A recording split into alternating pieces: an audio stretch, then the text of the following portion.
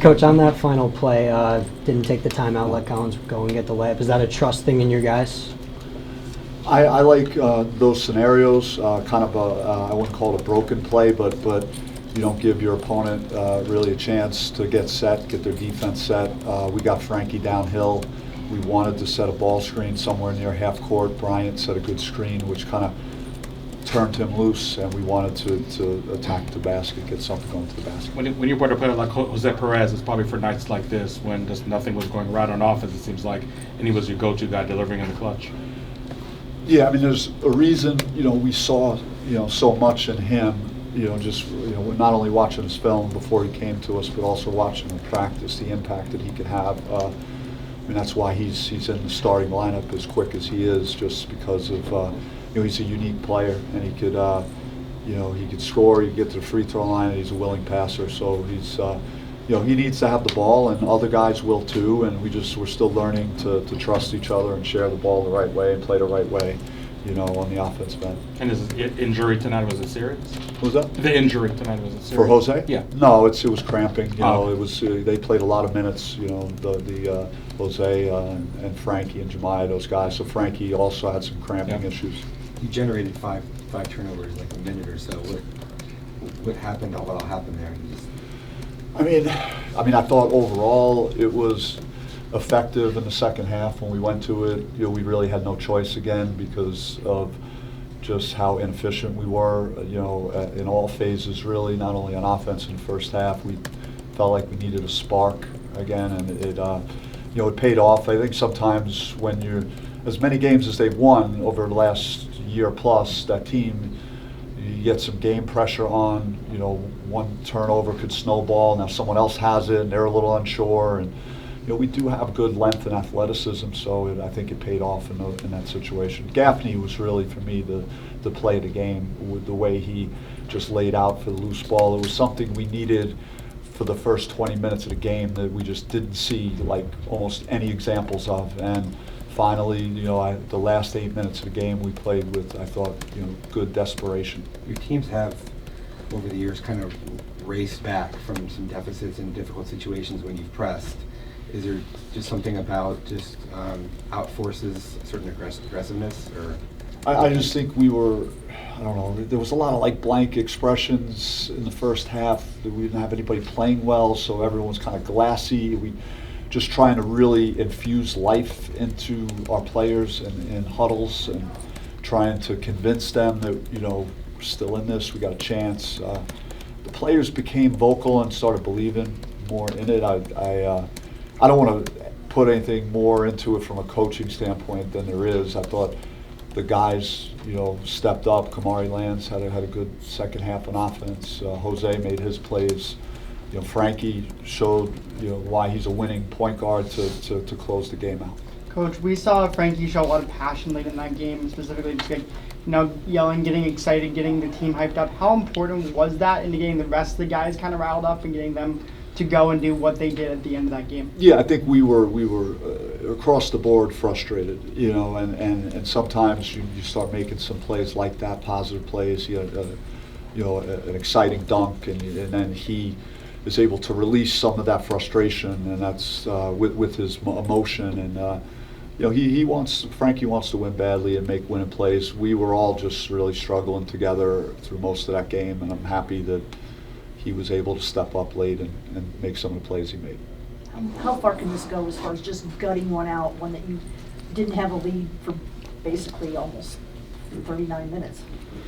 Yeah, I mean, it's nice that, again, it was collective in terms of the guys who were out there, just the commitment to making multiple efforts and creating the turnovers and then converting, and so it all kind of just came together, and we sat down and guarded in the possession when it was tied, and Zoe was able to get a deflection, and then we had another deflection, and it went off then. So things like, because of our commitment to play defense down the stretch, it put us in a position, to win that game. But this game, I'm not saying every team is the same, but this way we've started this season, in a way, to me, mirrors how we started last season, and it's very highly coincidental.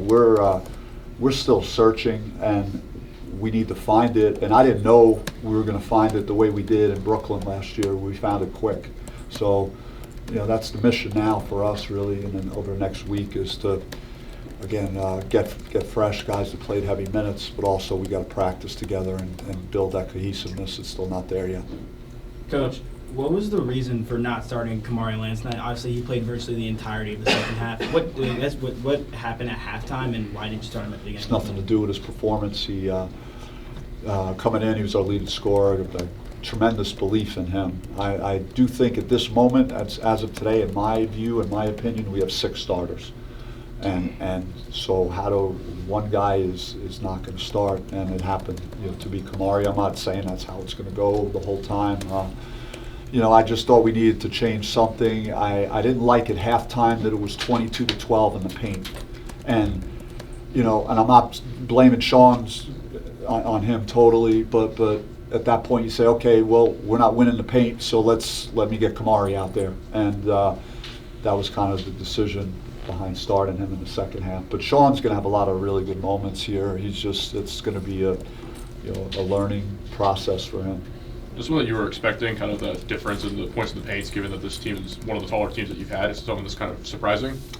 I just think they hurt you in a number of ways. Koulibaly got too many deep touches. We got to fix that. We got to be able to contest shots around the basket better, and especially with our league, once we get to conference play, the type of 5 men that are in our conference. It's probably one of the strongest core of bigs that I've had since I've been in the Pac-12. So we've got to fix that, certainly. But the guard is tough too, because he gets in the paint, and they got guys who could drive the ball. So, and they go after the ball. Like, they really, credit to them and how they play. They outplayed us for most of the game, and they crashed the board. So we do have to get better at scoring in the paint and defending the paint. Felt like the shot selection was definitely, like in the first half, everything was really contested. Do you think a lot of things opened up in the second half, which allowed you guys to even spark their run? I think it was a reflection of just how we came out, and that's on me to make sure there's more fire when you play. I think we were settling a lot, and they were getting every loose ball, and they were making all the effort plays. We were not ready to play in the first half. So then what do? You settle for jump shots, because that's the easy thing to do. So we have to figure out a way to play harder, to compete harder, to work harder to get a better shot in the first half, and it's all things that we'll watch on film with the team, and hopefully we could get better. Coach just said you guys came up with some blank expressions, maybe didn't really come ready to play in the first half, settling for jump shots. Did you guys feel that, and what do you feel like kind of contributed to maybe changing that in the second half? Yeah, I would say we felt that. We've been, the last 2 games we had, we haven't been shooting the ball well, so I guess a lot of guys are like really thinking about the offense too much, so that played a part in it. What do you feel like kind of leads to that, only just 3 games into the season, not kind of coming out ready? I mean, it's a new group. We have new groups. Almost the last 3 years we've had a new group, so we've been trying to get that chemistry together, and I mean, it's early on right now, so we're not going to be the same team at the end of the year. What did the last 2 minutes feel like? You guys generated 5 turnovers, cut it from 11-point deficit to lead. I told them in the huddle, this is our save our season type of game, because this is one of the games down in March that can kill you in the net and whatnot. And I feel like the leadership between Zoe, Jemiah, Frankie, myself, Kamari, we didn't want to lose at home. We wanted to give the fans something to go home to. And I feel like we came out to win, and that's all that mattered. It didn't matter who scored in the matter of those 2 minutes. It seemed like they kind of shriveled up in the last 20 minutes, just couldn't take care of the basketball. What did you guys see out there on the court? Yeah, I mean, we have a really good press. Our defense is still really good. And when we come out with that type of desperation, I mean, we gonna generate stops. How important was Frankie kind of showing passion late in that game? Monumental into helping you guys, kind of getting the rest of the team motivated, getting the rest of the team excited late in that game. When you got positive energy around among the whole team, it just rubs off. Positive energy rubs off on the next guy, and I feel like my positive energy rubs on Zoe. Zoe's positive energy rubs off on the next guy to make big plays down the stretch. It's not about how you start, but how you finish. Jose, it seemed like you really wanted the ball in the mid post. They were giving you a lot of space there to work. What was that like? And kind of just, is that something that you guys can go to a lot more? I'm not. It was just one of those nights. My teammates were confident in me. They seen what I was capable of doing in practice and whatnot. I haven't played in 2 years. I know people really haven't seen my game, so I'm like kind of a lost odd. But I feel like I want to get touches, not to score, but to get other people involved. And then when it's time to make a play, I'll make a play for myself. But at the end of the day, I want to win. Do you feel there's still a lot of rust to knock off, or do you feel like you're past that? Absolutely. I was 1 for 10 the last 2 games, shooting 10%. I'm seeing all types of stuff on Twitter, but it is what it is. I'm here now. Knocked it off. I feel like it's a good step in the right direction. You talked about your passing. Is that a good spot to, get some opening shots? Yeah, I guys? feel like especially when Zoe's at the 5, we have straight shooters, so I feel like I could post up a mismatch, get a mismatch and whatnot, and just get to my favorite spots. But in order to play out the post, the team's going to either have to play me single coverage or double, and I'm a willing passer, so just make the right play at all times. That's what I try to do. Hey, Alonzo, on defense, obviously you had that 1-2-2 press, and do you feel like your defensive intensity kind of sets the tone for everybody else on the floor when you're doing that?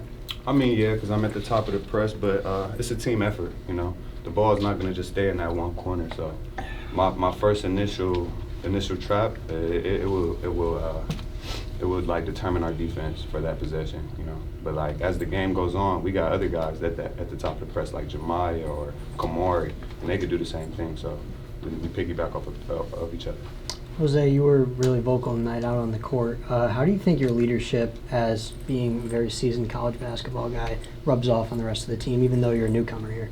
Well, it took me some time to adjust, not gonna lie, but I felt like this team brought me in right away. Like, it was no, trying to step on somebody's foot. They was like, hey, we with you, we're with you, and then I just took the role where if I say something, they're gonna listen. If they tell me something, just taking constructive criticism at some point, and we all ride with it. Like, we all look out for one another on and off the court.